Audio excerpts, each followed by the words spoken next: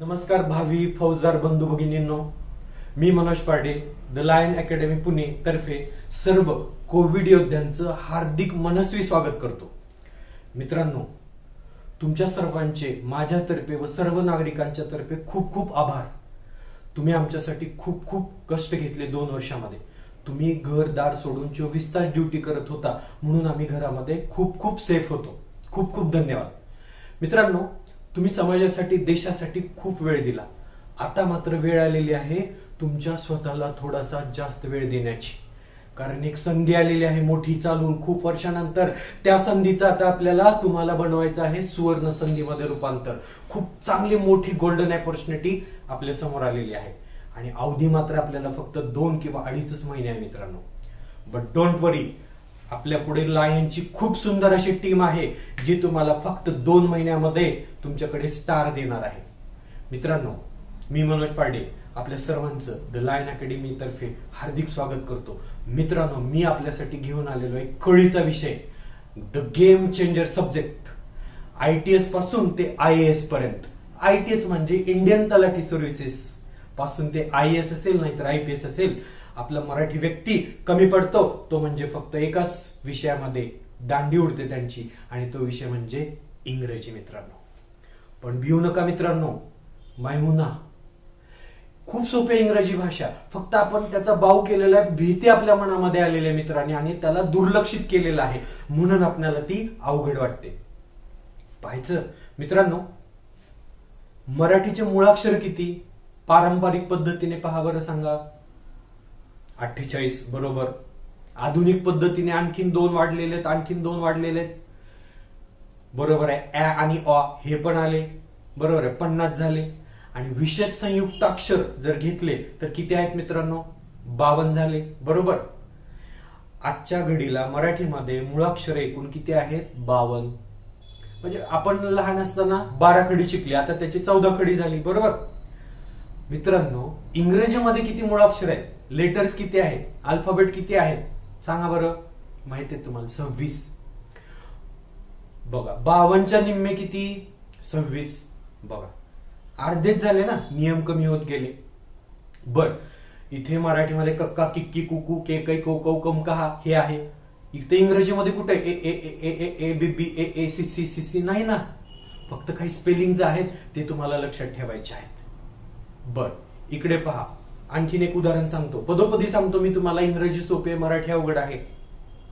याचं उत्तम उदाहरण म्हणजे मित्रांनो, मराठी व्याकरणामध्ये आपण किती प्रयोग शिकतो?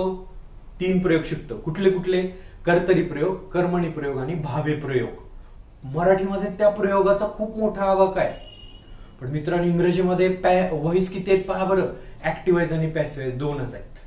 आणि 12 काळापैकी फक्त 8च काळाचा तर पॅसिव्हाइज करता येतो आपल्याला, 4 काळाचा करताच येत नाही. बघा, म्हणजे नियम कमी होत गेले. ठीक आहे. चला मित्रांनो, तर येणाऱ्या या परीक्षेमध्ये तुम्हाला सर्वात चांगले मार्क मिळवून देणारा सब्जेक्ट आहे, गेम चेंजर आहे, तो म्हणजे आहे इंग्रजी. चला, आपण फक्त PSIS डिपार्टमेंटल PSIS नाही तर आपल्यापैकी बरेचसे बंधू भगिनी बाहेरून पण कंबाईन मधून पण PSI ची तयारी करतात. काही जण राज्यसेवेची पण तयारी करतात वेळेमध्ये. तर सर्वसमावेशकपणे आपण इंग्रजीचं महत्व बघूया. इंग्रजीला कशा प्रकारे MPSC असेल किंवा सरळ सेवेमध्ये असेल प्रश्न विचारलेले असतात ते आपण पाहूयात मित्रांनो. जर आपण पाहिलं वेटेज, एक ग्राफ तुमच्या डोळ्यासमोर आहे मित्रांनो, आणि तो ग्राफ आहे की बाबा सगळ्यात आधी आहे ओकॅब. एखादी भाषा येण्यासाठी तुम्हाला सर्वात प्रथम त्या भाषेचे काय असले पाहिजेत माहिती? येस, शब्द माहित असले पाहिजेत. हे बघा, त्यामुळे सगळ्यात आधी काय महत्वाचं आहे आपल्याला? ओकॅब, ओकॅबलरी. शब्द संपत्ती जेवढी जास्त तेवढी ती भाषा प्रगल्भ. त्यानंतर आहे ग्रामर आणि सेंटेन्स स्ट्रक्चर. मित्रांनो, ग्रामर का सुरू होतं? ज्या प्रकारे एखादा व्यक्ती ती भाषा बोलतो त्या प्रकारे इतर लोकांनी बोलावी, म्हणून त्या पाठीमागे सेंटेन्स स्ट्रक्चर आणि ग्रामर सुरू होतं. मित्रांनो, ग्रामर आहे. त्यानंतर आहे कॉम्पोजिशन आणि कॉम्प्रेन्शन. आपल्याला डिपार्टमेंटल एक्झामला कॉम्पोजिशन नाहीये, राज्यसेवेला किंवा इतर परीक्षेमध्ये कॉम्पोजिशन असतं, पण आपल्याला कॉम्प्रेन्शन आहे. कॉम्प्रेन्शन म्हणजे काय? Read the passage and answer the following questions, जे आपण 5वी 7वी पासून सोडवत आलेलो आहे मित्रांनो. असंच आहे, वेगळं काही. थोडंसं वेटेज कशाला जास्त आहे? ग्रामरला जास्त वेटेज आहे, त्यापेक्षा कमी वेटेज कशाला आहे, ओकॅबला आहे आणि कॉम्प्रेन्शनला आहे. मग आपल्याला मार्किंग सिस्टीम पण पाहावी लागेल मित्रांनो. कशी आहे मार्किंग सिस्टीम पाहूयात. मार्किंग सिस्टीम कशी आहे ती इंग्रजीची. ओकॅब, ओकॅब मध्ये काय काय आहे आणि किती मार्काला येतात, कुठले घटक आहेत ओकॅब. ओकॅब म्हणलं की so many questions comes to your mind, खूप सारे प्रश्न निर्माण होतात मनामध्ये, भीती वाटते ओकॅबची, पण भिऊ नका, मी तुम्हाला सोप्यात सोप्या पद्धतीने ओकॅब करून देणार आहे मित्रांनो. सर्वात प्रथम आहे तुम्हाला सिनोनिम्स म्हणजे सिमिलर वर्ड्स, त्यानंतर आहे मित्रांनो अँटोनिम्स, त्यानंतर आहे मित्रांनो स्पेलिंग्स. ठीक आहे, एक 10 घटकावरती तुम्हाला परीक्षेमध्ये प्रश्न असतात. कुठले कुठले, सिनोनिम्स म्हणजे समानार्थी शब्द, अँटोनिम्स म्हणजे विरुद्धार्थी शब्द, स्पेलिंग्स जसे lieutenant, colonel, bureau, committee, accommodation असे स्पेलिंग असतात. आपण थोड्या वेळाने ते पाहूयात कशा प्रकारचे स्पेलिंग विचारलेले असतात. त्यानंतर वर्ड फॉर्मेशन आहे, जसं डाय पासून डेथ आहे, बियर पासून बर्थ आहे, प्रूफ पासून प्रूफ आहे, ह्याच्यात अब्स्ट्रॅक्ट नाउन तयार करा, व्हर्ब तयार करा, ऍडजेक्टिव्ह तयार करा, हे तुम्हाला वर्ड फॉर्मेशन वरती तुम्हाला प्रश्न असतात. वन वर्ड सबस्टिट्यूशन, एक सामायिक शब्द जसं मॅट्रिसाइड, पॅट्रिसाइड, फॅट्रिसाइड, रेजिसाइड असे सुसाइड असे वेगवेगळ्या प्रकारे आपल्याला वन वर्ड सबस्टिट्यूशन हे विचारलेले असतात. त्यानंतर आहे तुम्हाला मित्रांनो होमोफोन्स, होमोग्राफ्स म्हणजे काही शब्दांचे उच्चार सारखे असतात पण स्पेलिंग त्याचे वेगवेगळे असतात. काही शब्दाचं एकच स्पेलिंग आहे त्याचे वेगवेगळे अर्थ असतात. असे असणारे शब्द कशामध्ये येतात, होमोफोन्स. जसं मित्रांनो डेट, DATE, डेट. डेट याचा अर्थ होतो दिनांक किंवा तारीख. दुसरा अर्थ होतो आपण जे उपवासाच्या दिवशी खातो ती डेट म्हणजे पेंड खजूर किंवा खजूर, आणि तो डेटला गेला आहे तिच्यासोबत. एमपीएससीने विचारला आयोगाने हा प्रश्न डेटिंग वरचा. डेट म्हणजे एखाद्याला भेट देणे किंवा एखाद्या बरोबर मीटिंग करायला जाणे, असे प्रश्न जे आहेत ते येतात मित्रांनो होमोफोन्स मध्ये. त्यानंतर आहे सफिक्स आणि प्रिफिक्स.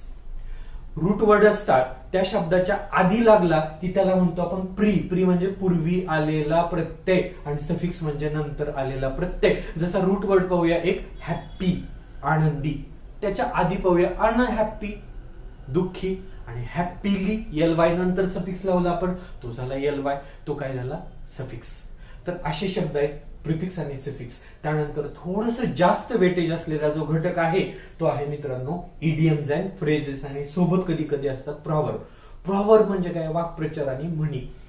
प्रॉव्हर्ब शक्यतो पूर्ण वाक्यामध्ये दिलेले असते. उदाहरणार्थ, cut your coat according to cloth, अंथरून पाहून पाय पसरावे.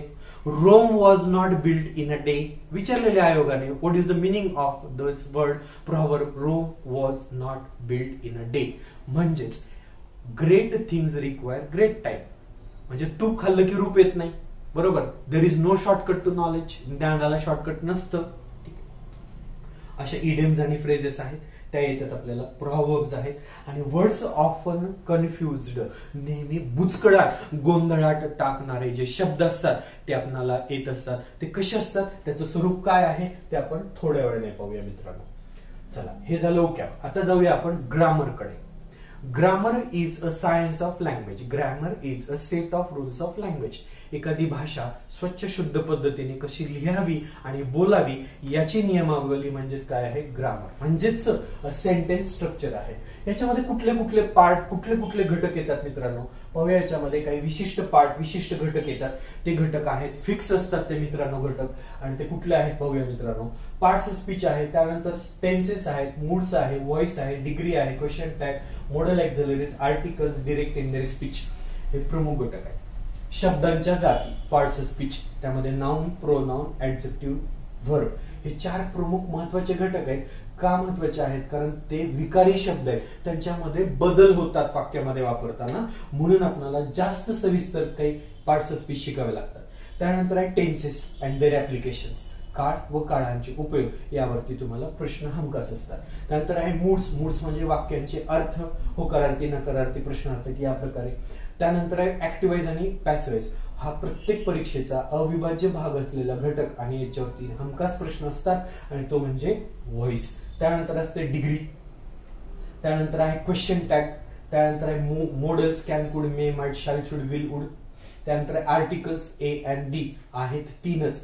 पण नियम मात्र खूप आहेत, जवळपास 27 ते 30 नियम आहेत. आर्टिकल कसे वापरायचे आणि आर्टिकल कसे नाही वापरायचे किंवा नाही वापरायचे. त्यानंतर आहे डिरेक्ट इनडायरेक्ट स्पीच. हा पण अविभाज्य भाग असतो प्रत्येक प्रश्नपत्रिकेमध्ये, ह्याच्यावरती हमखास प्रश्न असतो. त्यानंतर डू ॲज डिरेक्टेड मध्ये कधी कधी प्रश्न असतात, जसं की नॉट ओनली बटलचा वापर आहे, कंजंक्शन्स आहेत. त्यानंतर तुम्हाला रिमूव्ह टू आहे, म्हणजे डबल टू काढून टाका आणि यूज सो दॅट करा. हे पण प्रश्न तुम्हाला आयोग विचारतं. त्यानंतर आहे तुम्हाला hardly had, hardly when, no sooner than. हे सगळे वेगवेगळे डू ॲज डिरेक्टेड मध्ये तुम्हाला प्रश्न असतात. आणि सगळ्यात शेवटचा घटक जो अविभाज्य भाग आहे प्रश्नपत्रिकेतला, आणि तो आहे मित्रांनो क्लॉजेस. आणि क्लॉजेस नुसार पडलेले वाक्यांचे प्रकार, sentence, types of sentences. Moods नुसार कुठले आहेत, होकारार्थी, नकारार्थी, प्रश्नार्थक, आज्ञार्थी. हे मूड नुसार वाक्यांचे प्रकार पडतात. पण क्लॉजेस नुसार वाक्यांचे पडणारे प्रकार 3 आहेत, मॉडर्न इंग्लिश नुसार 4 आहेत. कुठले कुठले आहेत मित्रांनो? एक आहे सिंपल सेंटेन्स, मराठीमध्ये आपण त्या संबोधतो साधं किंवा केवळ वाक्य. दुसरं आहे मित्रांनो कॉम्प्लेक्स सेंटेन्स, मिश्र वाक्य. तिसरं आहे कंपाऊंड सेंटेन्स, संयुक्त वाक्य. आणि कंपाऊंड कॉम्प्लेक्स किंवा कॉम्प्लेक्स कंपाऊंड म्हणजे मिश्र संयुक्त वाक्य. असे वाक्यांचे प्रकार कशावरून पडतात मित्रांनो? क्लॉजेस वरून पडतात. बरं, आधी क्लॉज माहित पाहिजे. क्लॉज हा मोठ्या वाक्यातील एक छोटासा घटक असतो, उपघटक असतो. क्लॉजेसचे 2 प्रकार आपण शिकणार आहेत मित्रांनो. पहिला प्रकार आहे मेन क्लॉज आणि दुसरा प्रकार आहे सब ऑर्डिनेट क्लॉज. आपल्याकडे कसं PSI आणि PI असतं तसंच आहे मित्रांनो, वेगळं काही नाहीये. कशाला म्हणायचं मेन क्लॉज? ज्या वाक्यांशात स्वतःचा पूर्ण अर्थ असतो, फायनाइट वर्ब असतं, तो दुसऱ्यावरती अवलंबून असतो, तो झाला मेन क्लॉज. आणि सबऑर्डिनेट क्लॉज जे वाक्यांश ज्याला स्वतःचा पूर्ण अर्थ नसतो, स्वतःचं कंजंक्शन आणि फायनाइट वर्ब असतं, तो अर्थ पूर्ण होण्यासाठी त्याला मेन क्लॉज किंवा इतर शब्दावरती अवलंबून राहावं लागतं. त्या क्लॉजला आपण काय म्हणतो मित्रांनो? Subordinate clause. मेन क्लॉजचे उपप्रकार नाही आहेत मित्रांनो, परंतु सबऑर्डिनेट क्लॉजेसचे किती उपप्रकार आहेत मित्रांनो? 8वी 9वी 10वीचा टॉपिक आहे मित्रांनो हा. म्हणजे तुमचा डिपार्टमेंटलचा दर्जा जो आहे परीक्षेचा इंग्रजीचा, तो शालांत आहे. HSC पर्यंतचेच तुम्हाला प्रश्न विचारले जातात. बाहेर ग्रुप बी, ग्रुप सी ला तुम्हाला किंवा राज्यसेवेला हा दर्जा पदवीचा आहे मित्रांनो. म्हणजे बघा, तुमच्या शैक्षणिक अर्हतेनुसार, पातळीनुसार, तुमच्या त्या कार्यानुसारच तुम्हाला प्रश्नपत्रिका असते. बरं, याच्यावरती तुम्हाला काय असतं माहिती का? 3 प्रकारे प्रश्न आयोग विचारतो. सबऑर्डिनेट क्लॉजचे प्रकार ओळखा. एक आहे नाउन क्लॉज, दुसरा आहे ऍडजेक्टिव्ह क्लॉज आणि तिसरा आहे ऍडव्हर्ब क्लॉज. म्हणजे परत टॉप लावला आपण पार्ट्स ऑफ स्पीच मध्येच noun, pronoun, adjective, verb, adverb, preposition, conjunction हे तुमचे जर पक्के झाले मित्रांनो, तर तुम्हाला हे पुढचं व्याकरण खूप सोपं जातं. तर हे व्याकरण आहे आणि व्याकरणावरती टिपिकल प्रश्न असतात, ते आपण पाहूया. आता उरलेला घटक कुठला आहे मित्रांनो? उरलेला घटक आहे तो आहे कॉम्पोजिशन अँड कॉम्प्रिहेन्शन. कॉम्प्रिहेन्शन म्हणजे आकलन, रायटिंग स्किल, लेखन कौशल्य. हे डिपार्टमेंटल एक्झाम मध्ये फक्त यातला एकच घटक आहे मित्रांनो, आणि तो आहे कॉम्प्रिहेन्शन. म्हणजे read the passage and answer the following question. त्याच्यामध्ये कॉम्प्रिहेन्शन या लिंग्विस्टिक अंडरस्टँडिंग खूप महत्वाचे मित्रांनो, कारण आपण जे काही विचार करतो ते आपल्या मातृभाषेमध्ये करतो. ते विचार आपल्याला इतर भाषेतून, म्हणजे हिंदी असेल किंवा इंग्रजी असेल किंवा संस्कृत असेल, विशेषतः परकीय भाषा, official language that is English, त्या 2 भाषेची आपल्याला सांगड घालत असताना आपल्याला दोन्ही भाषेतील रीड बिटवीन द लाईन्स म्हणजे मतीत अर्थ ठेवणं खूप महत्वाचं आहे, ज्याला आपण लिंग्विस्टिक अंडरस्टँडिंग असे म्हणतो. Comprehension, read the passage, answer the following questions. एक पॅराग्राफ दिलेला असतो 20 ते 22 ओळींचा. त्याच्यावरती तुम्हाला 5 प्रश्न दिलेले असतात, ते सोडवायचं. बरं, तुम्हाला हे नाहीये, बाहेर आहे, मात्र तुम्हाला एसे रायटिंग आहे, प्रेसी रायटिंग आणि ट्रान्सलेशन हे तुम्हाला राज्यसेवेला आहे, आपल्याला डिपार्टमेंटलला नाहीये हा भाग. ठीक आहे. तर पहा कुठले असे घटक आहेत आणि किती मार्काला असतात, त्यानुसार आपल्याला आपल्या अभ्यासाची रणनीती आखता येते. बघूया आपण मित्रांनो. पहिला टॉपिक आहे पार्ट्स ऑफ स्पीच. 0 किंवा 1 म्हणजे कधी कधी प्रश्न नसतो, कधी कधी तुम्हाला 1 मार्काला प्रश्न विचारलेला आहे मित्रांनो. नाउन, काइंड्स, नंबर आणि जेंडर. नाम, नामांचे प्रकार, उपप्रकार, लिंग आणि विभक्ती याला तुम्हाला कमीत कमी 1 मार्क, जास्तीत जास्त 3 मार्कापर्यंत प्रश्न असतो. म्हणजे काय? नाम, नामाचा प्रकार ओळखा, कधी प्रश्न विचारलाय, कधी 1 मार्काला विचारलेला आहे. नंबर आणि जेंडरला 1 मार्काला. म्हणजे एकूण नाम जर पाहिलं, कमीत कमी 1 ते 3 मार्काला तुम्हाला नाम हा टॉपिक असतो. नामाच्या ऐवजी वापरतो आपण दुसरा घटक, तो म्हणजे प्रोनाउन आणि काइंड्स. सर्वनाम आणि त्याचे प्रकार हे तुम्हाला 3 ते 5 मार्काला प्रश्न असतात मित्रांनो. ऍडजेक्टिव्ह आणि काइंड्स 0 किंवा 1 म्हणजे कधी प्रश्न नसतो, कधी 1 मार्काला प्रश्न असतो. वर्ब क्रियापद आणि त्याचे उपप्रकार याला तुम्हाला 1 ते 2 मार्काला प्रश्न असतो. क्रियापद हा अविभाज्य भाग आहे पुढच्या टॉपिकचा, म्हणजे टेन्स, काळ आणि काळांचे उपयोग, हे तुम्हाला 1 ते 2 मार्काला असतात. त्यानंतर mood, subjective mood, indicative mood, imperative mood, ह्या मूड्स टॉपिक वरती, ह्या 3 मूड वरती तुम्हाला 0 किंवा 1 मार्काला, म्हणजे कधी विचारतात कधी विचारत नाही, जास्तीत जास्त 1 मार्काला तुम्हाला हा प्रश्न मित्रांनो असतो. त्यानंतर आहे मित्रांनो तुम्हाला दुसरा टॉपिक जो आहे महत्वाचा, तो आहे अगदी महत्वाचे 2 टॉपिक आहेत, ऍक्टिव्हाइज, पॅसिव्हाइज आणि इनडायरेक्ट स्पीच. हे प्रत्येक एक्झाम मध्ये असतात, म्हणजे असतातच. आता डिपार्टमेंटला कसं आहे ते पुढच्या मी तुम्हाला क्लिप्स मध्ये, पुढच्या व्हिडिओ लेक्चर मध्ये सांगणार आहे. आता फक्त घटक पाहूयात. 2 ते 3 मार्काला असतात इनडायरेक्ट स्पीच आणि हे. कधी जर 2 मार्काला पॅसिव्हाइज विचारलं ना, तर 3 मार्कांना तुम्हाला इनडायरेक्ट स्पीच टाकतात. कधी इनडायरेक्ट स्पीच टॉपिक तुम्हाला 2 मार्काला विचारला, तर पॅसिव्हाइजचे वाक्य तुम्हाला ऍक्टिव्हाइज, पॅसिव्हाइज हा घटक तुम्हाला 3 मार्काला दिलेलं असतं. त्यानंतर डू ॲज डिरेक्टेड, मी आता सांगितल्याप्रमाणे ॲज सुन ॲज वगळा, नो सुनर दॅन वापरा किंवा हार्डली वेन वापरा, स्केर्सली वेन वापरा, हा घटक तुम्हाला कधी विचारलेला असतो किंवा कधी कधी 1 मार्काला तुम्हाला प्रश्न असतो. Use conjunctions, not only but also, as well as, though, although, if वगैरे वगैरे जे आहे, नेव्हरदलेस, हे कंजंक्शन जे आहे ते तुम्हाला कधी विचारलेले असतात किंवा कधी 1 मार्काला तुम्हाला प्रश्न असतो किंवा काही वेळेस विचारलेला असतो. यूज सो दॅट म्हणजेच रिमूव्ह टू, याच्यावरती तुम्हाला जास्तीत 1 मार्काला प्रश्न असतो. ट्रान्सफॉर्मेशन ऑफ द सेंटेन्सेस, सेंटेन्सची अदला बदल करा, affirmative to exclamatory, exclamatory to affirmative, affirmative interrogative, interrogative to affirmative, ह्या प्रकारचे जे आहेत क्वेश्चन निगेटिव्ह वगैरे, ते तुम्हाला 0 किंवा 1 मार्काला प्रश्न विचारलेला असतो. क्वेश्चन टॅग हा मात्र महत्वाचा आहे. हा आता आपण ज्या प्रकारे तुम्हाला स्टार आहेत ना, त्या स्टार नुसार आपण ठरवूया की आपली रणनीती काय असली पाहिजे. क्वेश्चन टॅग तुम्हाला 1 मार्काला प्रश्न असतो, कधी कधी 2 मार्काला पण प्रश्न विचारला जातो. Model auxiliaries, can, could, may, might, shall, should, will, would, हे तुम्हाला 1 ते 2 मार्काला प्रश्न आयोग टाकतो. Use able to, going to, कधी कधी विचारलेला प्रश्न, कधी कधी नाहीत विचारले, जास्तीत जास्त 1 मार्काला प्रश्न असतो. कमी महत्वाचे घटक आहेत हे मित्रांनो. पंक्च्युएशन मार्कला तुम्हाला 1 मार्काला प्रश्न असतो, कधी कधी विचारत नाही. क्लॉजेस आणि क्लॉजेस वरून वाक्यांचे प्रकार म्हणजे सेंटेन्सेस. क्लॉजेसला कधी कधी तुम्हाला 1 मार्काला, मॅक्सिमम 2 किंवा 3 मार्काला तुम्हाला आयोग प्रश्न विचारतात. चला पुढे उरलेले बघूया. काइंड्स ऑफ सेंटेन्सेस, कशावरून? क्लॉजेसवरून. त्याला तुम्हाला 1 किंवा 2 मार्काला प्रश्न असतात. त्यानंतर आहे इफ कंडिशनल्स. इफ कंडिशनल हा राज्यसेवेसाठी 3 मार्काला आहे. बदललेला पॅटर्न 2016 पासून जर पाहिला आपण प्रत्येक प्रश्नपत्रिकेमध्ये, तर 3 मार्काला राज्यसेवेला आहे.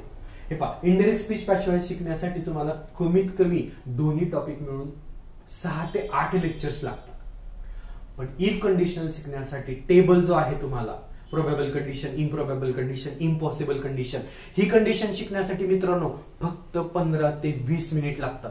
येस, यू डोंट बिलीव्ह, मी तुम्हाला दाखवतो ते 15 ते 20 मिनिट लागतात. पण मार्क किती आहेत बघा ना, वेटेज बघा 3 मार्काला आहे. आणि तुम्हाला ग्रुप बी ला, बाहेरच्या PSI ला असेल, कंबाईनला किंवा आपल्या डिपार्टमेंटला असेल, 1 मार्काला कंडिशन ओळखा म्हणून किंवा ते गाळलेली जागा म्हणून प्रश्न असतो.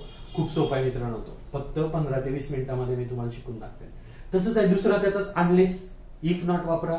तो पण तुम्हाला कधी प्रश्न विचारलेला आहे, कधी विचारत नाहीत, 1 मार्काला प्रश्न असतो. सब्जेक्ट वर्ब अग्रीमेंट म्हणजेच काय, एक वाक्य देतात, त्या वाक्यामध्ये क्रियापदे कर्त्याच्या लिंगवचनानुसार बदलायचं असतं. म्हणजे आपण प्रोनाउन टॉपिक, नाउन टॉपिक, त्याचं नंबर, जेंडर, ह्या सगळ्यांवरती अवलंबून तुम्हाला हा स्पॉटिंग एरर, हा पहा इथे दिसतो ना स्पॉटिंग एरर, हा एक भाग आणि सब्जेक्ट वर्ब अग्रीमेंट हा एक भाग, हे तुम्हाला 2 किंवा 3 मार्काला प्रश्न विचारलेले असतात. स्पॉटिंग एरर पण कधी विचारतात किंवा कधी नाही विचारत, हाच भाग इथे मिक्स केलेला असतो. आता जाऊया ओकॅब सेक्शनकडे. One word substitution. ओकॅब मध्ये, शब्दसंपत्तीमध्ये तुम्हाला 1 ते 2 मार्काला वन वर्ड सबस्टिट्यूशन हा टॉपिक आहे, हा घटक आहे. सिनोनिम्स, समानार्थी शब्द, हा 1 ते 2 मार्काला आहे मित्रांनो तुम्हाला. इडियम्स अँड फ्रेजेस, ह्याचं व्हॅल्युएशन थोडंसं जास्त आहे, वेटेज जास्त आहे, 2 ते 4 मार्काला फिक्स प्रश्न असतात मित्रांनो ह्याच्यावर. वर्ड फॉर्मेशन वरती 1 किंवा 2 मार्काला कधी विचारत नाहीत. इडियम फ्रेजेस जास्त विचारले तर वर्ड फॉर्मेशन टाळतात. स्पेलिंग्स ओळखा, कधी प्रश्न नसतो, कधी 1 मार्काला तुम्हाला प्रश्न असतो. तर हे सर्व तुमचं ब्ल्यू प्रिंट आहे. आणि एक पॅसेज असतो मित्रांनो, कॉम्प्रिहेन्शन मध्ये 1 पॅसेज असतो, 5 प्रश्न गुणिले 1 मार्क प्रत्येकाला असतो आणि एकूण 5 मार्काला तुम्हाला असतो. यातले कमीत कमी 4 मार्क तर मिळतातच मिळतात. बघूया आता आपण काय करायचंय की प्रश्न. आणि हे पहा, तुम्हाला एक स्ट्रॅटेजी सांगू का? भली ती तलाठी एक्झाम असेल, तुमची डिपार्टमेंटल असेल, ग्रुप बी असेल, ग्रुप सी असेल, नाही तर राज्यसेवा असेल, आयोग याच्या बाहेर जात नाही हो, जात नाही याच्या बाहेर. तुम्ही काय करायचं माहिती का? आता लगेचच मार्केटमध्ये असेल नाहीतर नेटवरून आहे तिथे 4 वर्षाच्या प्रश्नपत्रिका, कमीत कमी 3 वर्षाच्या प्रश्नपत्रिका तुमच्या टेबलवर पाहिजेत. राज्यसेवेच्या पण पाहिजेत, ग्रुप बीच्या पण पाहिजेत, ग्रुप सीच्या पण पाहिजेत, आणि सरळ सेवेच्या जेवढ्या झालेल्या आहेत तेवढ्या. आयोग काय कुठला असं डिपार्टमेंटल असेल म्हणून काही वेगळा प्रश्न आणि राज्यसेवेला वेगळा नाही, तीच ठराविक त्यांची प्रश्न पद्धती असते, फक्त शब्द बदलतात. काही वेळेस तर रिपीट क्वेश्चन आलेले बघायचं का? त्याच धर्तीवरती, त्याच टप्प्यावरती तुम्हाला त्याच घटकावरती सेम टू सेम प्रश्न विचारलेले असतात. कसे विचारलेले असतात चला बघायचं का? म्हणजे तुम्हाला ओकॅब असेल नाहीतर ग्रामरचे प्रश्न असतील, पॅसेज मात्र बदलणार 100%, पण हे ग्रामर आणि ओकॅबचे प्रश्न जे आहेत ना मित्रांनो, रिपीटेडली येतात ते. ठीक आहे, कसे येतात चला बघूया. The application of tense. Tense is the heart of English as well as Marathi. काळ इंग्रजी भाषेचा आत्मा आहे, मराठीचा पण आत्मा आहे. काळावरती तर प्रश्न हमखास असणारच असणार. आता ऍप्लिकेशन म्हणजे काळांचे उपयोग. आपल्याला काळ चांगले येतात हो, पण ते काळ केव्हा, कधी, कुठे, कसे वापरायचे ह्याचे जे उपयोजन आहे काळांचं म्हणजे ऍप्लिकेशन आहे, ते आपल्याला कसं आहे, त्याच्यावरती आयोग कसा प्रश्न टाकतो.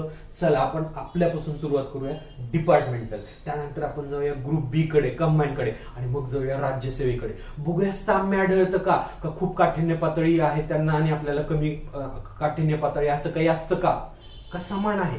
म्हणजे आपण जर 3 वर्षाच्या प्रश्नपत्रिकेचा अभ्यास केला, गॅरंटी के साथ 60% मार्क्स फिक्स. प्रत्येक विषयाचे घ्या तुम्ही मित्रांनो. चला बघूया डिपार्टमेंटल पीएस आहे तुमची मागची एक्झाम, आणि ते आहे 2017. काय म्हणताय प्रश्न? 49 आणि 50 काळांवरती विचारलाय 2 मार्काला. मी आता टेबल मध्ये सांगितलं होतं बघा. तो टेबल का दिलेला मित्रांनो? तुमची अभ्यासाची रणनीती, अभ्यासाची दिशा ह्याच्यानुसार ठरवायची. हे बघा 2 मार्काला मागच्या परीक्षेमध्ये प्रश्न आलेला आहे. बघा काय म्हणतोय 49वा प्रश्न 49. Choose the correct sentence or sentences. 3 प्रश्न दिलेले आहेत. जनरली एक मात्र फरक आढळतो मित्रांनो, डिपार्टमेंटलच्या परीक्षेमध्ये सिंगल लाईन म्हणजे 1 लाइनर क्वेश्चन असतात. कधी तर असे 3 लाइनर क्वेश्चन तुम्हाला विचारलेले आहेत. त्यातला हा एक प्रश्न बघूया, हा 1 लाइनर क्वेश्चन. एक सेंटेन्स काय म्हणते बघूया. I have got Indira's letter yesterday. गडबड हो गई भाई, क्या गडबड हो गई? ये देखो येस्टरडे हे ऍडव्हर्ब काय सांगतं मित्रांनो? हे क्रियाविशेषण सांगतं. मी भूतकाळात आहे. कमीत कमी साधा भूतकाळ तरी असला पाहिजे माझ्यासोबत, बरोबर की नाही? मग हे येस्टरडे काय म्हणतं? मी तुझ्या बरोबर, माझं तुझं जमणार नाही. कुणा बरोबर जमणार नाही? हे काय? मेरे साथ तुम्हारा नहीं जमेगा भाई. तुम हॅव हो, हॅव हे simple present tense, perfect present tense याच्यामध्ये वापरलं जातं, म्हणजेच वर्तमान काळामध्ये वापरलं जातं. म्हणजे हे वाक्य चुकलं. सर बरोबर करून सांगा वाक्य. 2 प्रकारे बरोबर होईल वाक्य मित्रांनो. एक तर तुम्ही येस्टरडे काढा, ठीक आहे. नाही येस्टरडेला महत्व द्यायचं ना. चला हे बघा झालं का? I got Indira's letter yesterday, day before yesterday, last week, last month, 10 years ago, no matter. काल आणि कालपूर्वी घडलेली घटना साध्या भूतकाळात असते. आपण काळांचे उपयोग शिकणार आहेत मित्रांनो. हे बघा पुढचं वाक्य बघूया आता. पहिल्या वाक्यात तर एरर सापडला, म्हणजे पहिलं वाक्य चूक झालं. चला लगेच उत्तराकडे जाऊ. ए ए ए कुठं कुठं चूक आहे बघा बरं. ए हे बघा इथं, इथं, ठीक आहे. नाही कुठं आहे? इकडे आहे बघा. हा पर्याय पण बाद झाला, हा पर्याय पण बाद झाला. चला आता 2 वाक्य आहेत आणि मग ठरवायचं आपल्याला 2 किंवा 3.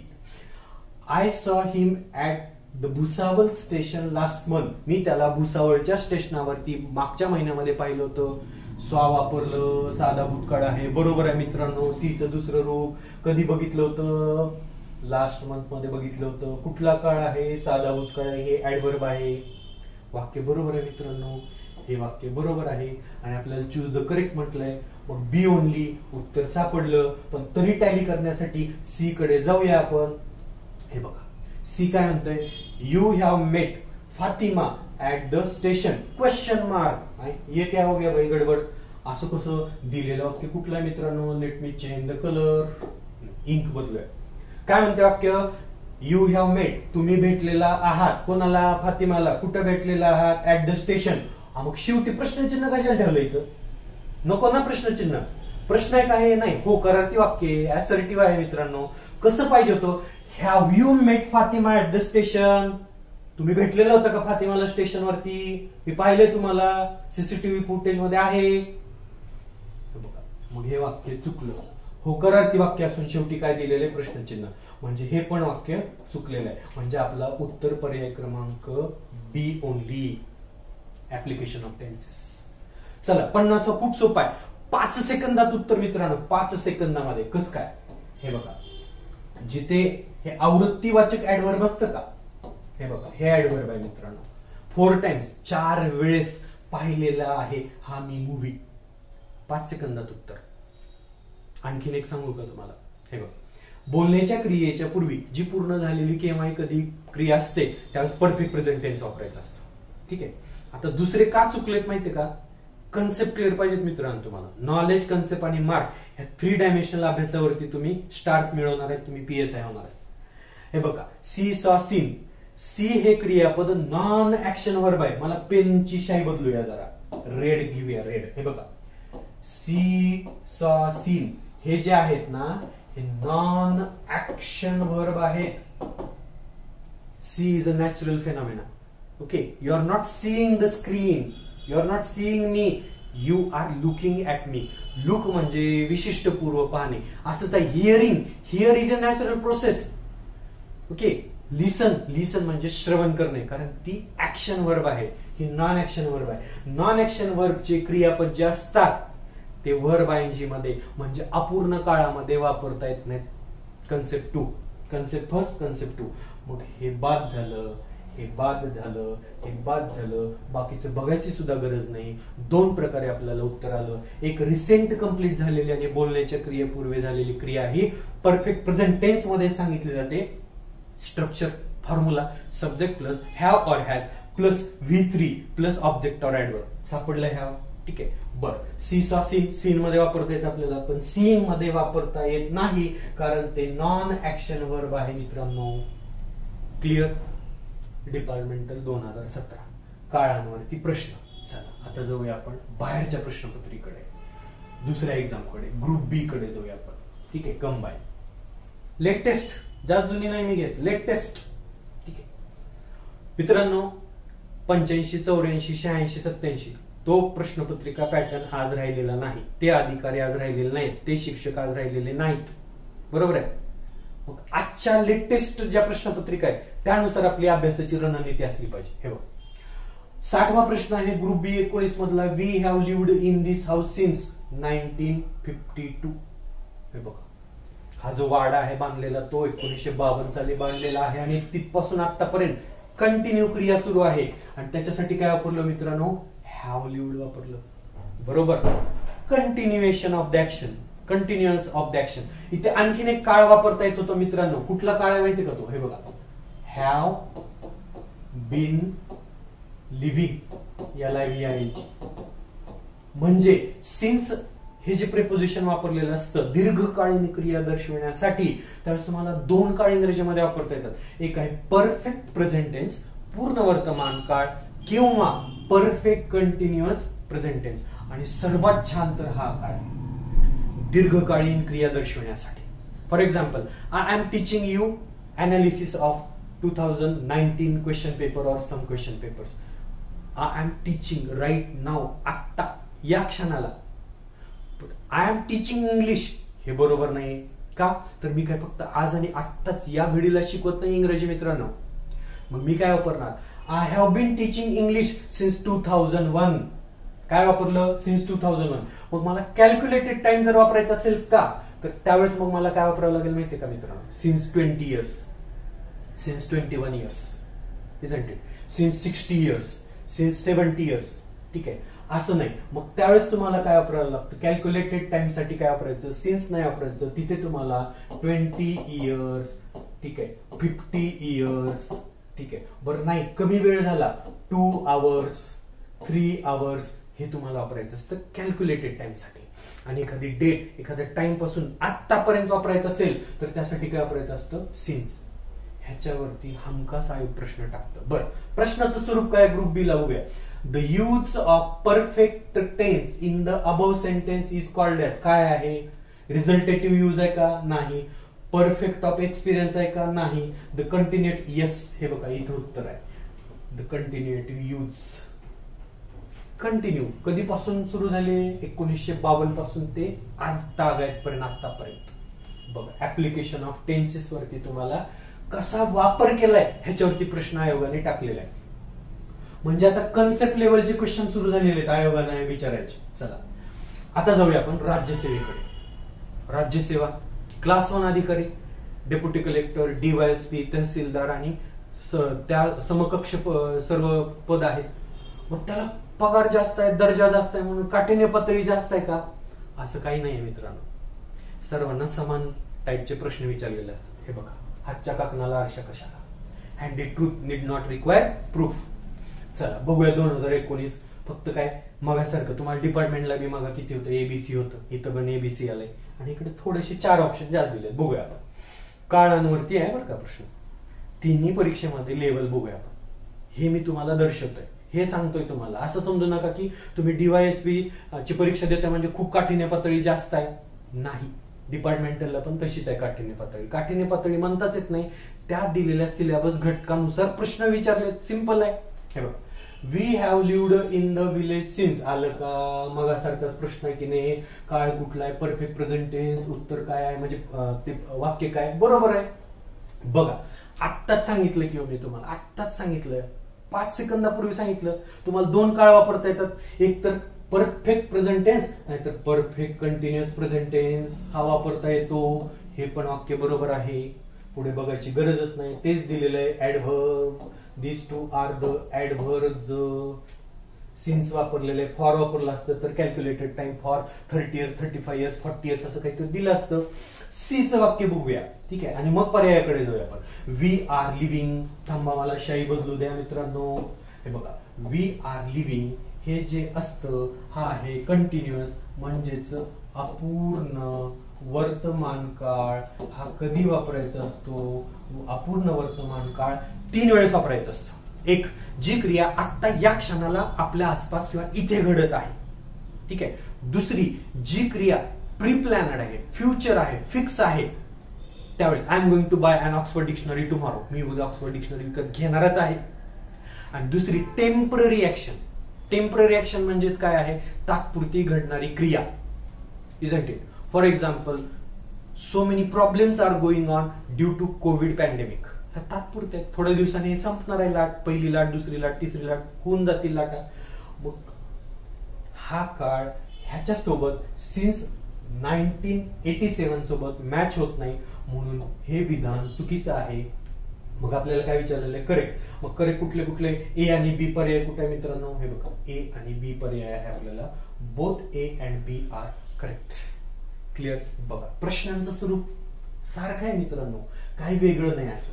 ठीक आहे, चला आता जाऊया परत आणखी राज्यसेवा 2019. म्हणजे बघा, मी मग अशी म्हटलं होतं की नाही टेबलमध्ये 1 किंवा 2 मार्काला तुम्हाला प्रश्न असतात काळ काळांचे उपयोग किंवा उपयोजक. बघा, 89वा क्वेश्चन आहे. स्टडी द फॉलोइंग स्टेटमेंट और स्टेटमेंट्स अँड आन्सर.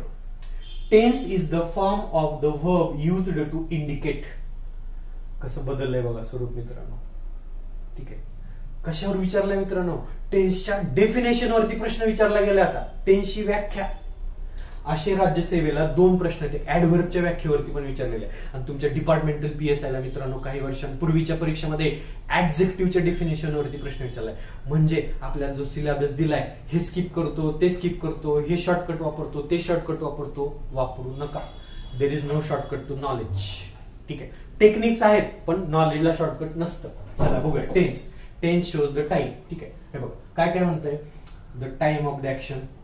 हो ना, वेळेची निश्चिती दाखवतं. Let me change the pen. B, the continuous of the action.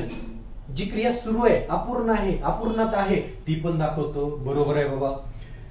The completeness of the action. Perfect tense म्हणजे कम्प्लिटनेस ऑफ द ऍक्शन. हे बघा, म्हणजे एबीसी तिन्ही विधानं बरोबर आहेत. बघा बरं, तिन्ही विधानं कुठे आहेत? हे बघा इथं दिलेलं आहे. पर्याय क्रमांक 4. All the statements A B C are correct. राज्यसेवेचा प्रश्न डेफिनेशन वरती, काळांवरती.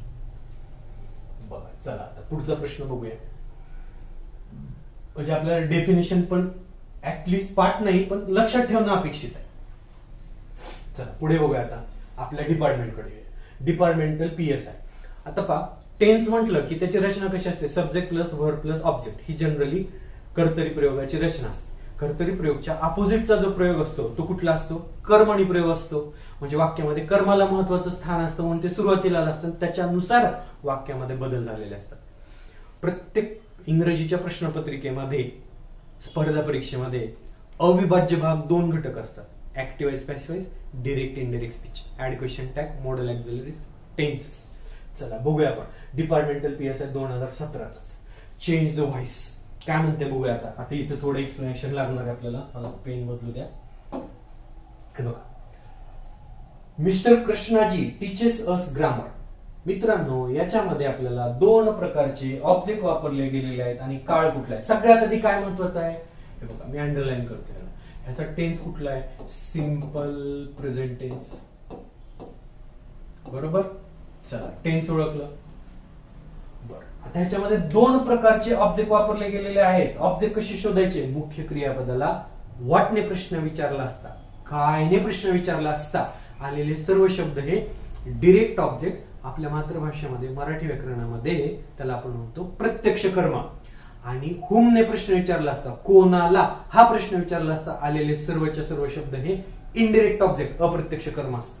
प्रत्यक्ष कर्म कुठलं आहे, मी त्याला गोल करतो बघा, प्रत्यक्ष चौकट करतो त्याला. हे कुठलं आहे, काय शिकवतात, ग्रामर शिकवतात. हे आहे डिरेक्ट ऑब्जेक्ट, प्रत्यक्ष कर्म. बरोबर. चला आता उरलेलं कुठलं असणार आहे, अप्रत्यक्ष कर्म. चला मी पेन बदलतो, त्याच्यासाठी ब्ल्यू घेतो, निळा पेन, त्याला गोल करतो मित्रांनो. ठीक आहे. हे बघा, कोणाला शिकवतात ते, हे बघा ही क्रिया ह्या दोघांवरती पूर्ण झाली. बरोबर. कृष्णाजी शिकवतात आम्हाला व्याकरण. हे 2 प्रकारे पॅसिव्हाइज मध्ये रूपांतर करता येतं. बरोबर आहे. त्याच्या आधी मी तुम्हाला एक शॉर्टकट टेबल सांगतो मित्रांनो, कसा असतो तो टेबल, तो लक्षात आला ना. हे बघा, verb first, verb second, verb third आणि व्हर्ब फोर्थ.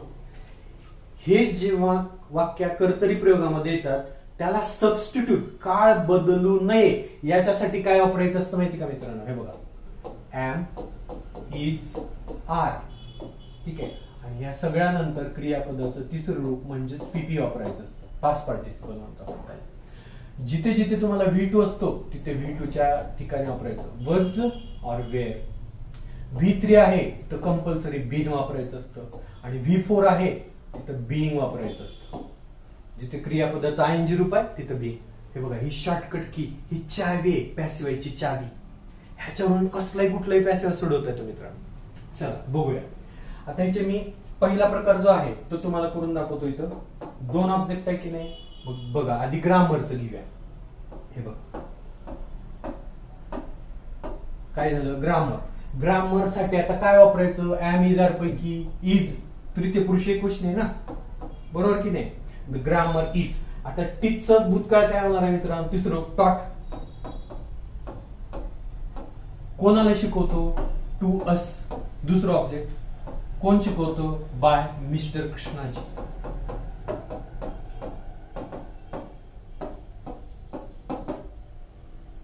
ओके, सापडला पहिला पॅसेज. हे बघा, ग्रामर इज टॉट टू अस बाय कृष्णाजी. चला पेन बदलू द्या मला, दुसरी शाई घेतो मी आता, येल्लो घेतो. दुसरं कुठलं आहे, हे बघ, अस. असची प्रथमांत घ्यावं लागेल आपल्याला. कुठली, ही द्वितीयांत आहे. म्हणजे ही कुठली विभक्ती आहे मित्रांनो, ही ऑब्जेक्टिव्ह केस आहे. बरोबर आहे, कर्मामध्ये वापरली. ह्याचं कर्ता म्हणून असं वापरता येत नाही, ह्याच्यासाठी आपल्याला प्रथमांत घ्यावं लागते. घेतली व्ही.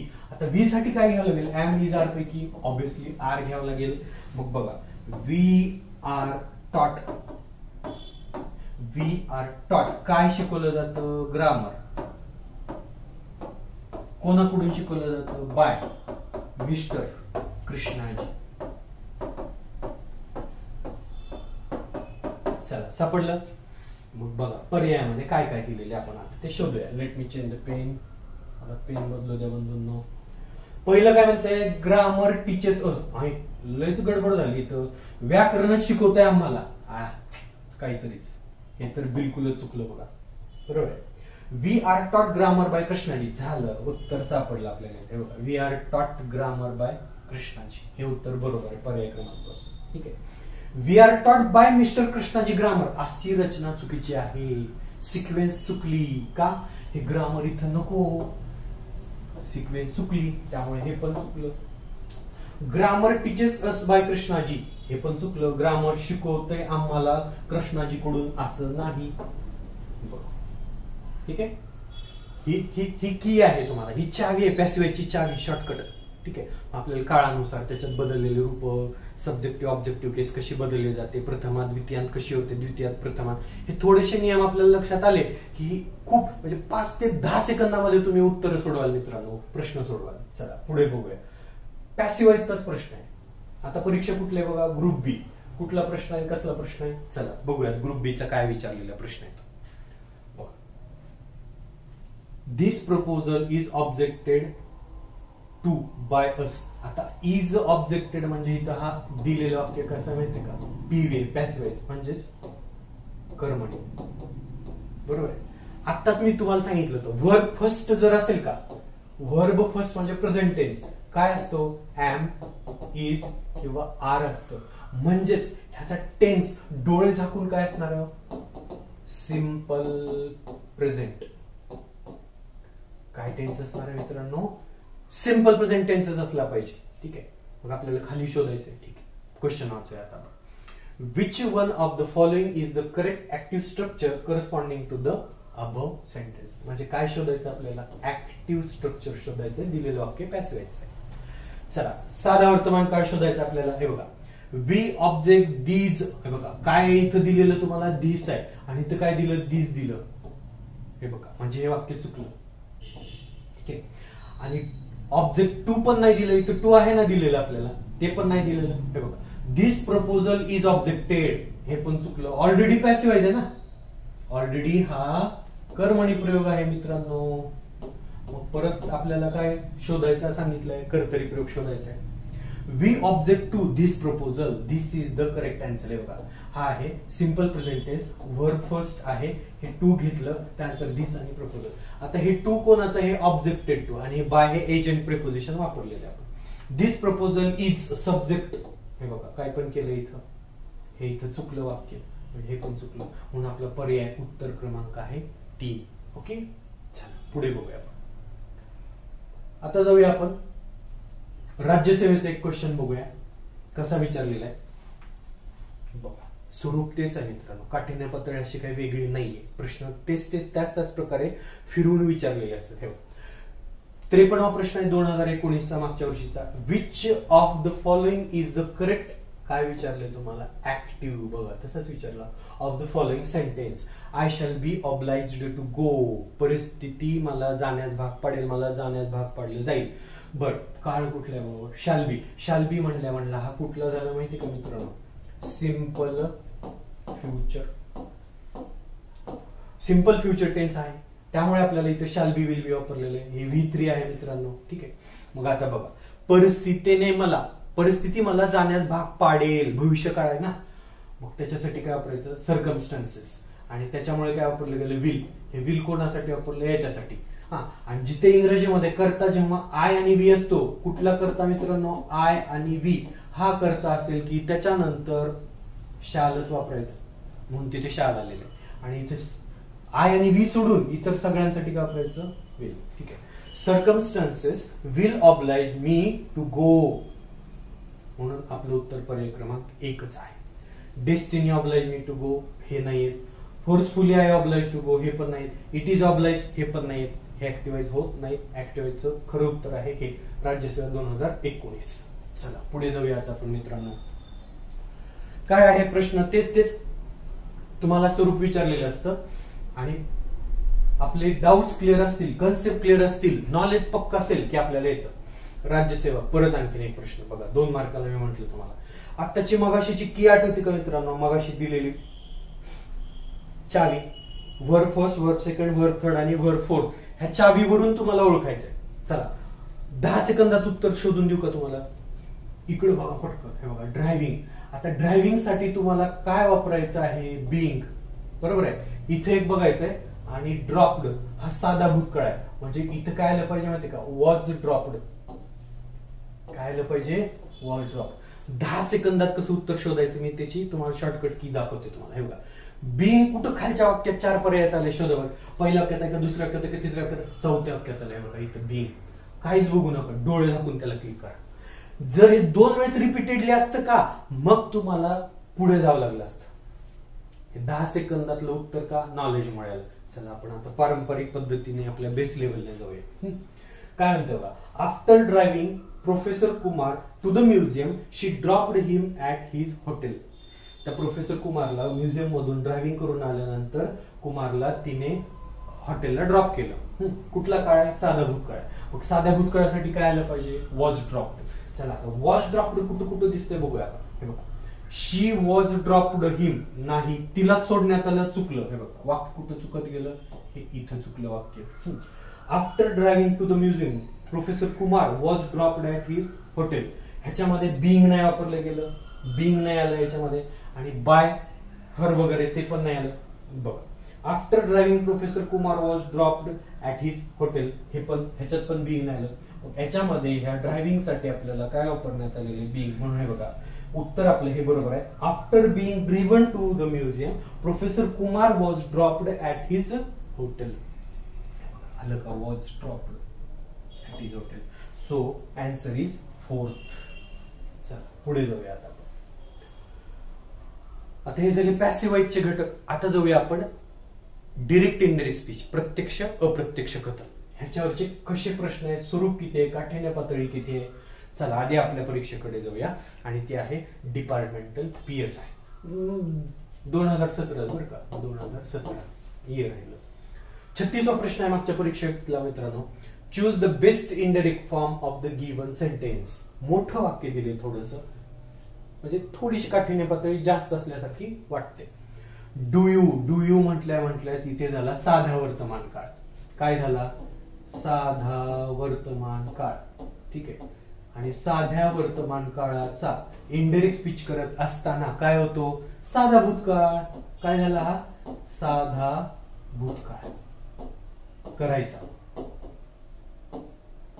तुम्हाला बनवताना. ठीक आहे, साधा भूतकाळ करायचा. चला एक दुसरं काय दिलंय हे बघा. आणखीन एका ठिकाणी लक्ष द्यायचं मित्रांनो. हे असलं की तुम्हाला कंपल्सरी वापरावं लागतं आस्क्ड किंवा एन्क्वायर्ड. ठीक आहे. पुढे काय? जियर्ड भूतकाळातच आहे, आणि अँग्री मदर आहे, रागात आले, उपहासाने म्हणले, तुला लय कळतं का तुझ्या बापापेक्षा, अरे असं त्या आईचं म्हणणं आहे, ते वाक्य आहे. मग बघूया आता. His angry mother jeers. चला कॅन्सल, पुढे वाचू सुद्धा नका. तुम्हाला इथं काय दिलंय? जियर्ड साधा भूतकाळ, टेन्स बदलायला परवानगी नाही. हे बघा, आस्क टेन्स बदलायला परवानगी नाही. पुढचं वाचू बी नका, गरज नाही पुढे जायची. इथं चुका आढळली आपल्याला. His angry mother jeered and asked that he suppose. हे बघा काय झालं आता बघा. हे बघा, हे इथं इथपर्यंत इथं गडबड झाली. आता पुढचं वाक्य बघा. His angry mother jeered and asked whether. हे बघा, आपल्याला आस्क्ड आलं की तुम्हाला व्हेदर किंवा ह्याच्या ऐवजी आपल्याला काय वापरता येतो? इफ वापरता येतो. ठीक आहे. Whether he supposed that he new. हे बघा, सपोज्ड दॅट ही न्यू हा कुठला काळ आहे? हे बघा, साध्या वर्तमान काळाचा साधा भूतकाळ झाला. ठीक आहे. आता खाली बघूया. His mother jeered and asked whether he supposed that it नाही. ठीक आहे.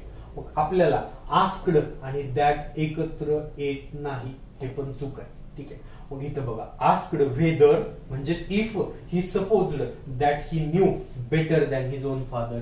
आन्सर क्रमांक 3. ओके. चला पुढे जाऊया. आता बघूया दुसऱ्या परीक्षेमध्ये कसं विचारलेला आहे प्रश्न तो. बघा, ग्रुप बी 2019 ला कसा प्रश्न विचारलेला आहे. Point out the correct indirect narration of the following sentence. My mother said to Malati. ठीक आहे. Why are you nervous today. माझ्या आईने मालतीला विचारलं की तू आज दुःखी का दिसतेस. एक आहे व्हाय आणि दुसरं आहे क्वेश्चन मार्क. हे व्हायला व्हायच ठेवायचं.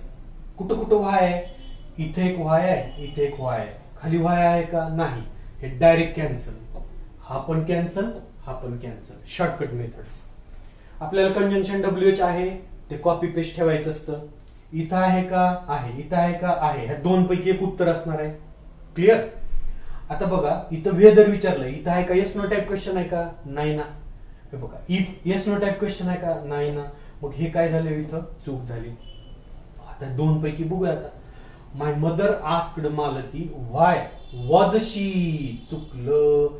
हे अशी रचना नको आहे, हा परत प्रश्न होऊन चालला. मग कसं पाहिजे रचना? ही रचना बरोबर आहे. म्हणून उत्तर पर्याय क्रमांक 3 हा क्लॉज झाला. ठीक आहे, हे परत वाक्य झालं. व्हाय वॉज शी नर्वस असं येत नाही, व्हाय शी वॉज नर्वस दॅट डे. म्हणजेच काय होतं, टुडेचं काय होणार आहे, दॅट डे. उत्तर पर्याय क्रमांक 3 बरोबर आहे मित्रांनो. ठीक आहे, चला पुढे जाऊयात. खूप सोपं आहे, फक्त सोप्या पद्धतीने शिकायचं आहे, त्याची भीती दूर होते, कन्सेप्ट क्लिअर झाले पाहिजे. राज्यसेवा 2019 बघा, काठीने पातळी वाढली का? तिथे WH होता, इथे येस नो टाईप टाकला. तुम्हालाही तसाच होता, येस नो टाईपच होता.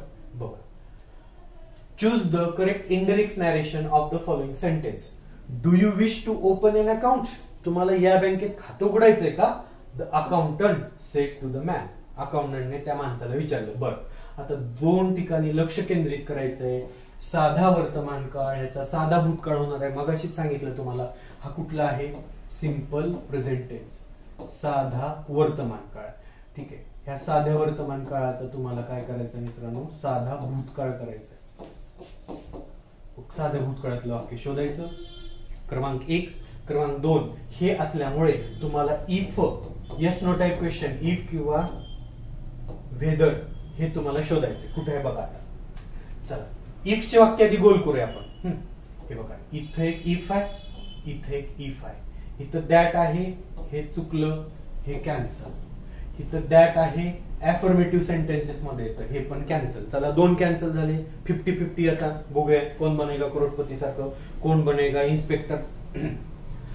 आता पुढे जाऊया. आस्कड घेतले का बाबा? इथं घेतलंय, इथं पण आस्कड घेतलंय. ठीक आहे, the accountant asked the man if he wished to open an account. शेवटी फुल स्टॉप आयोगाने दिला नाही, मी ठेवतो. हे तुम्हाला कॉपी पेस्ट आहे, ऍज इट इज क्वेश्चन. ठीक आहे, आता हे एक झालं वाक्य. रीड दुसरं वाक्य. The accountant asked the man if you wish, चुकलं, इथे रॉंग झालं. तुम्हाला कशाला उघडायचंय? त्या माणसाला उघडायचं ना, तो मनुष्य आणि ते बँकेतले अकाउंटंट ह्यांच्यातला डायलॉग आहे हा. मग उत्तर पर्याय क्रमांक आपलं आलेला आहे 2 बरोबर. पहिल्या वाक्यामध्ये दॅट मुळे चुकलं, दुसरं वाक्य बरोबर आहे. इफ नंतर ही आणि विश आलेला आहे आणि account. The accountant questioned the man, that मुळे चुकलं. The accountant asked the man if you, हे 2 मुळे चुकलं. चला पुढे जाऊया. आता बघा, राज्यसेवेला 2019 ला काय केलंय मी, कसा प्रश्न टाकलेला आहे. Choose the correct form of the indirect speech of the following sentence.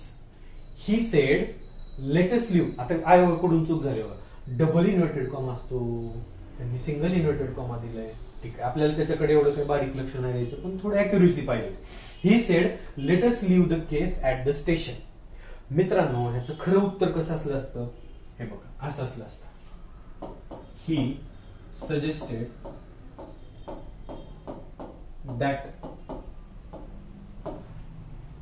अस म्हणजे ते आहेत, ते साठी घ्यायचं दे, कंपल्सरी वापरायचं शुड, लिव्ह म्हणजे सोडणे, द केस म्हणजे सुटकेस वगैरे बरं का, केस म्हणजे काय कोर्टातली केस नाही बरं का, ऍट द स्टेशन. खरं उत्तर मित्रांनो हे पाहिजे होतं, हरकत नाही, पण त्याला भावार्थ असणार, त्याच्यासारखा अर्थ असणार असेलच की दुसरं. शोधूया. बघा, आता त्याने सजेस्ट केलं, सूचना केली की, सल्ला दिला की आपण सोडूया, म्हणजे त्यांनी सोडूया ती केस स्टेशनवरती. ह्याच्यामध्ये 2 क्लॉजेस आहेत मित्रांनो. कुठला क्लॉज आहे बघा, हा झाला मेन क्लॉज, ही सजेस्टेड, आणि that they should leave the case हा झाला सबऑर्डिनेट क्लॉज, नाउन क्लॉज झाला. बरोबर. मग हे वाक्य कुठलं झालं? हे वाक्य झालं कॉम्प्लेक्स सेंटेन्स. बरोबर. मग आपल्याला ह्याचं काय बनवायचं आहे? सिंपल सेंटेन्स, साधं वाक्य, केवळ वाक्य बनवायचं आहे. आणि केवळ वाक्यामध्ये फक्त एकच फायनाइट वर्ब बसलं पाहिजे, दुसरं जिरंड किंवा इन्फिनिटिव्ह असतं, वर्ब आयनजी असतं किंवा 2+ वर्ब असतं. बरोबर. मग बघा, आता ही सजेस्टेड, हे बघा जिरंड वापरलं, living the case at the station, पहिलं उत्तर बरोबर आहे. ही सेड दॅट लेटस येत नाही, टू लिव्ह येत नाही, टू लिव्ह येत नाही. क्लिअर? उत्तर कसं पाहिजे होतं ऍक्च्युअल असं, पण त्यांनी फिरून उत्तर तुम्हाला दिलेलं आहे साध्या वाक्यामध्ये, केवळ वाक्यामध्ये दिलेलं आहे. वरचं कॉम्प्लेक्स असतं कारण दॅट हे कंजंक्शन आणि दॅट पासून पुढचा आलेला हा नाउन क्लॉज आहे. क्लिअर? ठीक आहे. कुठे विचारलंय? राज्यसेवेला. चला पुढे जाऊया. मी तुम्हाला मगाच्या टेबल मध्ये सांगितलं 2 किंवा 3 मार्काला असेल. परत बघा राज्यसेवेला 2019 लाच परत आणखी आयडी वरती इनडायरेक्ट स्पीच अप्रत्यक्ष कथनावरती विचारलेलं आहे. काठिण्य पातळी सोपी आहे जराशी, मगाशी किंचित अवघड होती बरं का. ही तुमची डिपार्टमेंटल क्लरिकल सारखीच आहे, डिपार्टमेंटल पेक्षा सोपी आहे. कसं काय सोपी आहे बघा. काय वापरलं इथं? सेड. सेडला सेड कुठं आहे कुठं आहे बघायचं. ठीक आहे, 1 2 3 टोल्ड. ठीक आहे, हे कॅन्सलच करूया. जेव्हा सेड नंतर ऑब्जेक्ट नसतं त्यावेळेस तुम्हाला टोल्ड घ्यायची गरज नाही, सेडला सेड ठेवतात. क्लिअर? ह्याचा काळ शोधावं मित्रांनो. हा कुठला काळ आहे? अपूर्ण भूतकाळ. अपूर्ण भूतकाळाचा अप्रत्यक्ष कथन करत असताना चालू पूर्ण भूतकाळ तयार होतो. चालू पूर्ण भूतकाळाची रचना काय असते बाबांनो? Had plus been plus verb ING. कुठं दिसतंय हे हॅड बीन व्हर्ब आयएनजी? इथं दिसतंय का? नाही. इथं दिसतंय का? आहे. उत्तर पर्याय क्रमांक हेच आहे. हे बघा, इथं दिसतंय का? नाही. इथं दिसतंय हॅड रिटन दिलंय, परफेक्ट टेन्स आहे. सोपा आहे. ठीक आहे, हा सोपा आहे. पण ह्याच्या पुढचा बघा कसं त्यांनी थोडं जास्त मोठा टाकलाय, मोठ्या स्वरूपात. 3 मार्काला झालं, पण बघा ना किती मोठा प्रश्न टाकलाय. 82व्या प्रश्नामध्ये 4 वाक्य दिलेत, ए बी सी डी, आणि त्याचे 4 खाली इनडायरेक्ट स्पीच दिलेत. कुठलं बरोबर आहे का नाही ते शोधा. टाइम कन्झ्युमिंग, वेळ खाऊ प्रश्न. ठीक आहे, काठिण्य पातळी कशी असेल चला बघूयात. इथे आरचं काय होणार आहे? वेअर. काय होणार आहे? आरचं वेअर. इथं बघूया आता ह्याचं इनडायरेक्ट स्पीच कुठं करून दाखवलेलं इथं. Jenny said that. हे बघा, सेडला सेड घेतलं. That her parents were very well. बरोबर आहे. ठीक आहे, आता दुसरं बघूया. I can't come to the party tomorrow. टुमॉरोचं काय करावं लागतो? दॅट डे किंवा द नेक्स्ट डे. ठीक आहे, टुमॉरो. टुमॉरोच काय करावं लागतं आपल्याला? The next day. ठीक आहे, the day after, sorry, the next day किंवा द डे आफ्टर. बरोबर, हे करावं लागतं. चला लगेच बघूया आपण. आय कांट, आणि कांटचं काय होणार माहितीये का? कुडंट. कुडंट होणार. कुडंट. कॅनचं कुड, शालचं शुड, विलचं उड. चला आता हे कुठे बघूया. हे इथं आहे. शी सेड दॅट शी कुड नॉट. इथं घेतलंय बरं. हे बघा, हे इथं वाक्य चुकलं. शी. आता पुढे बघूया. I don't have much free time. हे बघा, डोंट हॅवचं काय होणार आहे? Had no time free time. हे बघा, had no much free time. हे वाक्य बरोबर आहे, हे पण वाक्य बरोबर आहे. हे वाक्य बरोबर आहे, हे वाक्य चूक आहे. शेवटचं बघूया. I will phone you when I get back. मी तुम्हाला फोन करेन जेव्हा मी परत येईन. काय दिले बघा?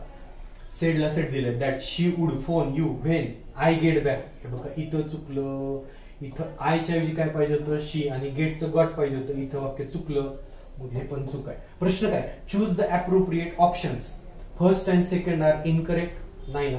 बघा, second and fourth are incorrect. नाही. आपले चुकले कुठले कुठले येतो? हे चूक आहे, हे एक चूक आहे. म्हणजे सेकंड वालं आणि फोर्थ वालं हे चूक आहे. बघा, 2. बघा, सेकंड आणि फोर्थ उत्तर कुठे आहे? पर्याय क्रमांक 4. ते चूक आहे. सोप आहे, पण एकाच प्रश्नामध्ये 4 प्रश्न दिले. वेळ तुमचा त्यांनी घेतला. बरोबर, स्वरूप तेच आहे मित्रांनो. चला पुढे जाऊया. पुढचा प्रश्न बघूया आपण आता बघूया आपल्याला पुढचे क्वेश्चन पाहतोय आपण आता. आणि ते क्वेश्चन आहेत डिपार्टमेंटल क्वेश्चन टॅग. क्वेश्चन टॅगचा डिपार्टमेंटलला कसा प्रश्न आला ते आपण पाहतोय. कसे आहेत प्रश्न बघूया. सोपा प्रश्न एकदम. कसा सोपा आहे हे बघा. पहिल्या याच्यामध्ये काय दिलं? मस्ट. त्याला मस्टंट आहे दिला आहे, हे बरोबर आहे. दुसरा काय? We aren't living.